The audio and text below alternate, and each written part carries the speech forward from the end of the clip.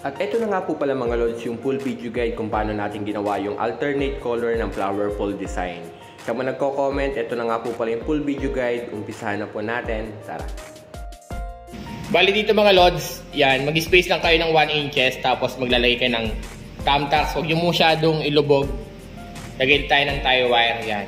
Ikot lang natin ng isa, push natin pa loob. Nung nakaraang video natin, nag-upload tayo kung ang table nyo is plastic, gumawa tayo ng pin. Pin yung ginamit natin, hindi tayo gumamit ng tie wire. Pero kung nahihirapan kayo mag-pin, ito naman yung pwedeng gawin nyo, maglagay kayo ng tie wire kung ang table nyo naman is kahoy. Ito yung cloth natin, yun pa rin. Pupold nyo niya ulit siya ng ganito. Yan.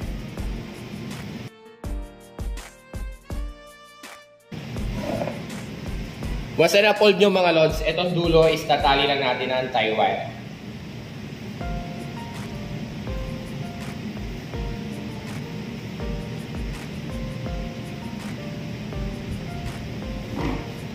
After nyo matali, gagawa lang tayo ng, magpupold lang tayo ng dalawa, at least yung taas niya nasa 5 inches to 6 inches. Fold nyo lang siya ng ganito. Once na fold, yan. Tupi nyo lang. Yan. Taas tali.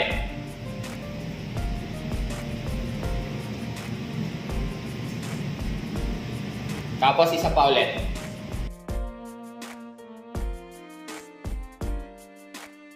Tapos yung sobrang tie wire, pwede nyo siyang iikot ulit sa thumbtacks. Tapos tago nyo lang sa likod. Yan. Kung mapapansin nyo dito mga lods, yan may tie wire na ako. Yan, sinukat ko na yan mga lods yung table natin. Sumukat ako dito ng isang dangkal or nasa 8 inches sa 2 meters natin na table mga lods. Hanggang doon sa dulo.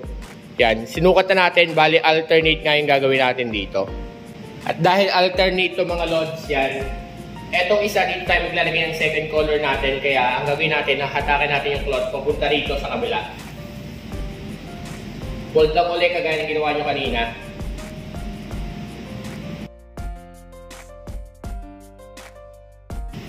Tapos ito yung cloth natin, dito nyo yung sa itatalik sa tapat ng tie wire.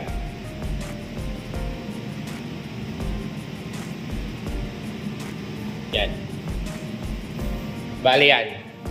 Naka-abante siya papunta ron, tapos next nyan dito, sunod nun sa pangalawa sa dulo. Gagawa ulit tayo ng ganito, dalawa ulit mga lods. Papunta tayo na papunta dun sa kanan. At dito nga mga lods, is dire-diretso nyo lang gagawin yung pinaka-fold na dalawa. At least nasa 5 to 6 inches yung taas hanggang makarating kayo sa kabilang dulo mga lods. At after nyo matapos, isusunod naman natin yung second na color natin mga lods.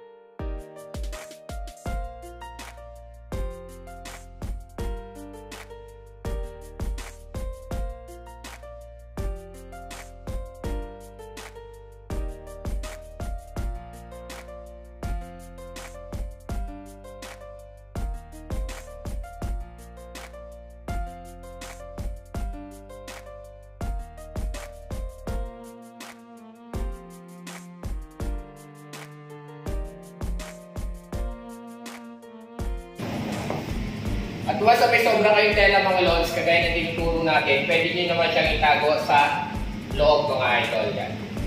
Dito is papasok lang natin sa pits. Sa loob ng table. At tago na natin sa loob.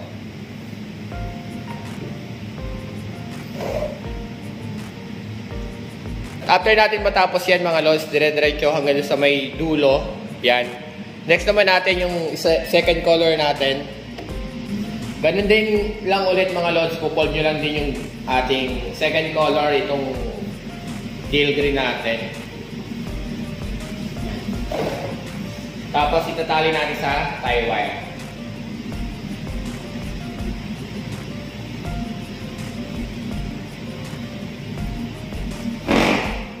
Ganun lang din yung gagawin yung mga idol, gagawa lang din kayo ng dalawang fold, kagaya na ginawa natin sa yellow.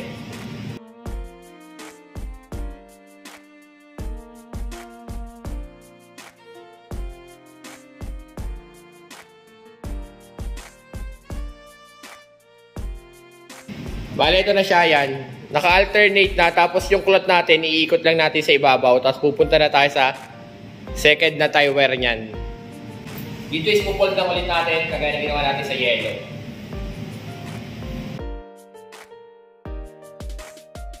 Dito is ikot nyo lang sa ibabaw yan.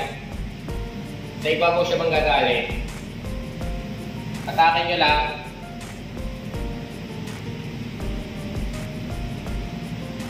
Dito sa may tie wire yan. Papatong lang natin yan.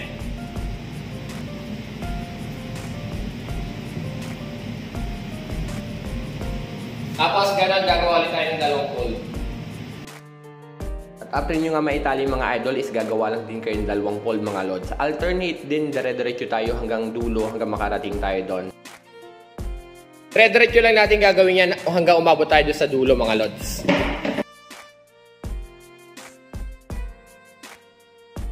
At dito nga mga lods, kung mapapansin nyo yung green na nasa ibabaw, kung nasa tingin nyo na medyo mataas yan, pwede nyo po siyang talian ng tie wire sa yellow para mas bumaba po yan.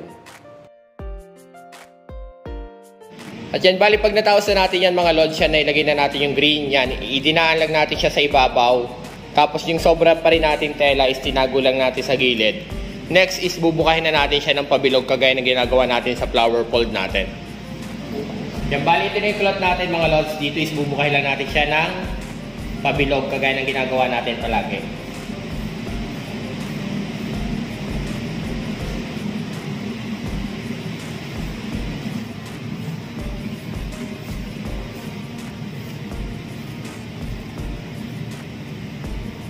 Yan.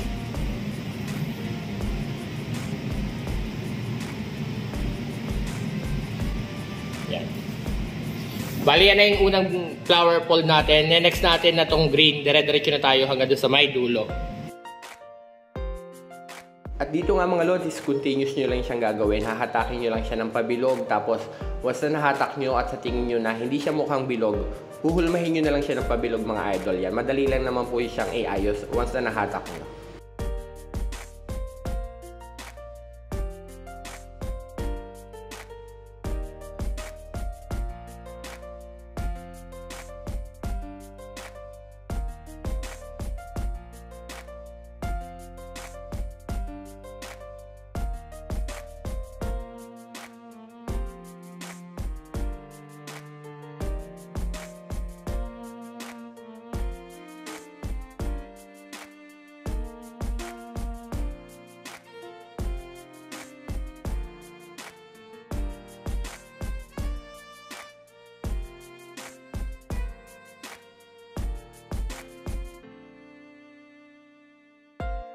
Bale, ito na siya mga lods, yung ating alternate color mga lods yan. Kagaya ito nung nauna nating video na yung una ang ginawa natin is puro yellow lang. Ito namang ginawa natin is two colors combination ng yellow and green mga idol yan. Flower fold design pa rin yan na double fold mga idol yan.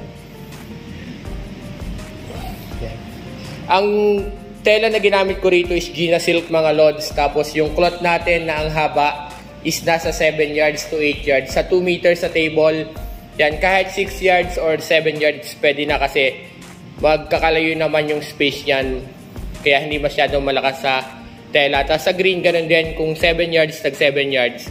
Sa ganitong ang design mga lods, pwede kayong mag-start sa gilid, paikot. At dahil sample video lang ito mga idol, yung harap lang yung ginawa natin. Bali hanggang dito na nga lang mga lods yung video. Sana nakuha nyo yung video tutorial natin mga lods. Simpleng design lang po ito.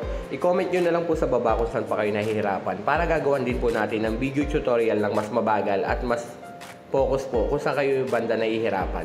Kagaya na sabi ko mga lods, follow for more at huwag nyo kalimutang i-share yung mga videos natin. Maraming pong salamat.